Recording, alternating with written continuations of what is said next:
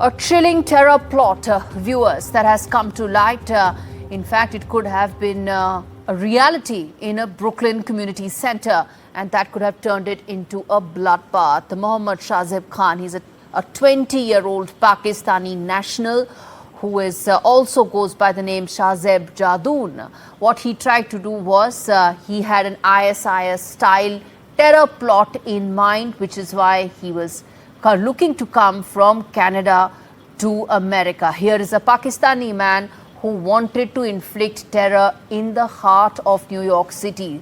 He wanted to do that on the 7th of October to coincide with the Hamas attack that took place in Israel. Why is it that Pakistan, which is the fountainhead of terror around the world, looking to inflict, Pakistani terrorists looking to inflict more terror in America? I want to play out this report that tells you why is this so serious, and then we come back and talk more about why is it that Trump is not acting on any of this and instead is choosing to praise the Pakistani leadership.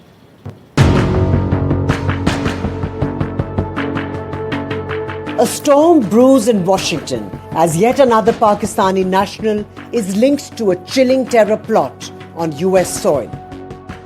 His name is Mohammad Shahzeb Khan, just 20 years old, an alleged ISIS supporter, arrested in Canada and extradited to the United States.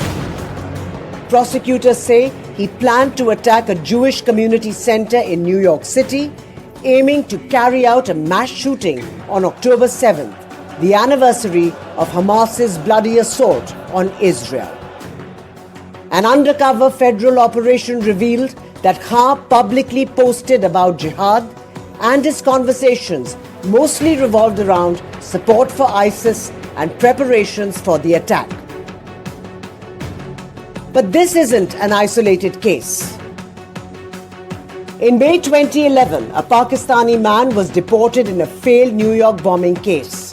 Just months later, September 2011, another Pakistani was arrested on terror charges.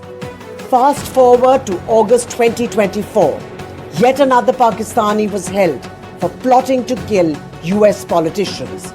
And in March, a man was arrested for smuggling US technology to Pakistan. Instead of sanctions, instead of accountability, the US recently showered the Pakistan government with praise as Trump branded the leadership as strong. That's not all, as Islamabad was awarded key positions at the United Nations Security Council, Vice Chair of the UNSC Counter-Terror Panel being one of them. And what about the money?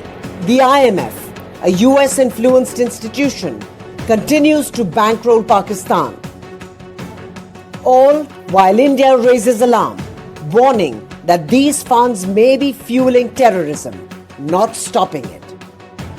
The question remains, how many plots, how many arrests, how many near misses before America finally says enough? Bureau Report, NDTV World.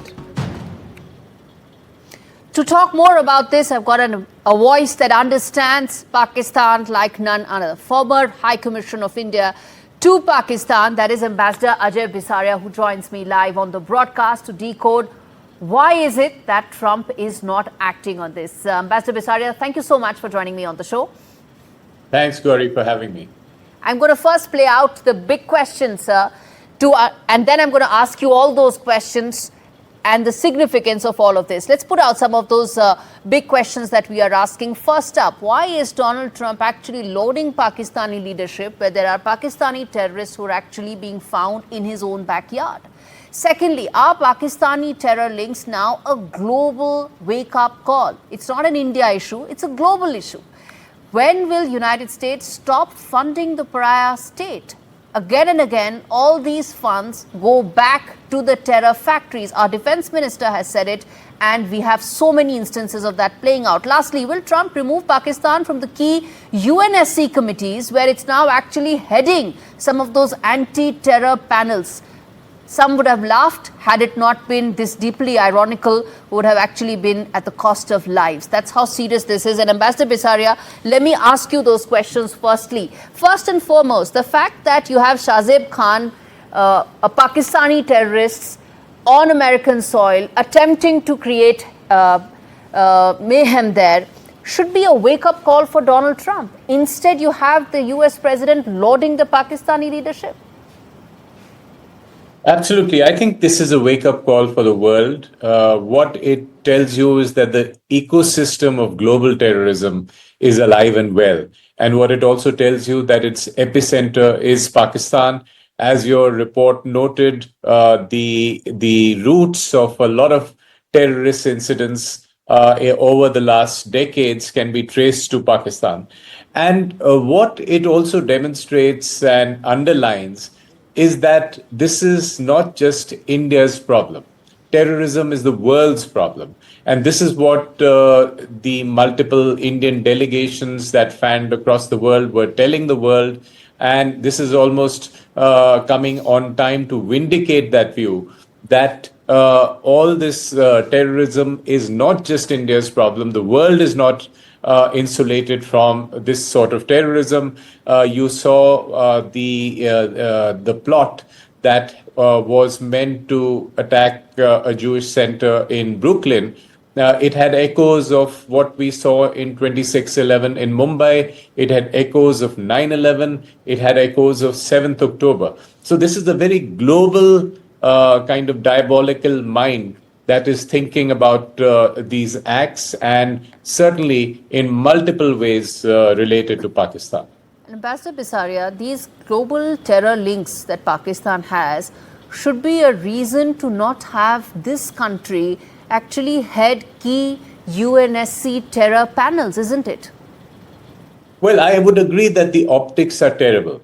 India argued against it, and we would ideally like this not to be the case. But I think we need to factor in that the diplomacy and even the counter-terror diplomacy is a long game. You don't get immediate outcomes, immediate results. While this optics of this kind of thing happening, while a terror plot is unraveled, is terrible. But at the same time, we must understand that the UN is a very process-led body. And every 10 years or so, Pakistan is a non-permanent member of the Security Council. And all the members get a chance to head some or the other committee. So this is not entirely surprising, but certainly the irony of it should be clear to the other members and should be underlined to them. Indeed, Pakistan took over as the chair of the Taliban Sanctions Committee and vice chair of the UNSC Counter-Terror Panel. Ambassador Bisaria, which brings me to ask you the other fact, the instances of Pakistani involvement in possible terror attacks on American soil. Something as recent as August 2024, where a Pakistani man was held in a possible plot to kill American politicians. All these should add up to Trump administration taking a very stern view of the Pakistani leadership. Instead, there are reports coming in of possible business links, whether it is the crypto links of the Trump family or several others.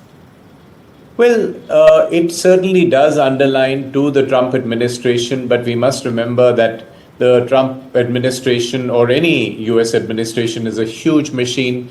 The counter-terror folks, Kash Patel and his FBI will be investigating these links. Very important investigation would also be into whether these individuals are lone rangers or they also are connected to Pakistan's ISI, which we know has multiple assets overseas, which it uses for multiple, aims overseas, and also in fighting some proxy terror battles against India. So all this will have to be examined. And what we would also, the Trump administration, I'm sure, would be told by India that it ought to increase the pressure on Pakistan. But we must remember that Pakistan is not completely isolated. Pakistan has some uses for the United States. Even now, it did even more in the past, but after the US withdrew from Afghanistan, less so. But still, the US feels it needs Pakistan as a sort of counter to China. It doesn't want Pakistan to go entirely into Yes. the Chinese camp. It also wants some over-the-horizon capability in Afghanistan Yes. to deal with terrorism issues there, and Pakistan becomes a useful machine in that. We can't wish away the uses that Pakistan has, but what we can do is point to the US administration that it ought to be looking at Pakistan with clear eyes about the dual game Pakistan has played, even with the United States, even in this century. So very quickly, the last question I want to ask you is something we've spoken about as well in the past, which is the constant supply lines that keep coming to Pakistan in terms of the multilateral funding. Our own defense minister is on record saying that global institutions ought to stop funding Pakistan because money ends up reaching the terror factories. There are 25 financial agreements that Pakistan has with IMF and several more are in the pipeline. Why is it that Trump is not stopping this when such instances like Shahzeb Khan come to light? Well, I think again, this is something which is slow. It is a diplomatic process in informing the world about Pakistan's connections to terrorism. We know that Pakistan has been in the IMF not for the first time, but for the 24th time. It's been going on for decades, while terrorism has been going on for decades. So now the global system has a sharp weapon, and that's the Financial Action Task Force. So I think the global diplomacy and India's diplomacy will be about highlighting that the FATF should be the organization that puts Pakistan back in the grey list, given all this mounting evidence of Pakistan's involvement in terrorism, and slowly those conditions should seep into other multilateral bodies like the IMF, the World Bank, the ADB, and therefore make it harder and harder for Pakistan to have this Janus-based approach of professing one thing but supporting terror in its other face. So I think it is a slow diplomacy. We shouldn't be expecting overnight results, but we ought to be chipping at it. India is on the forefront of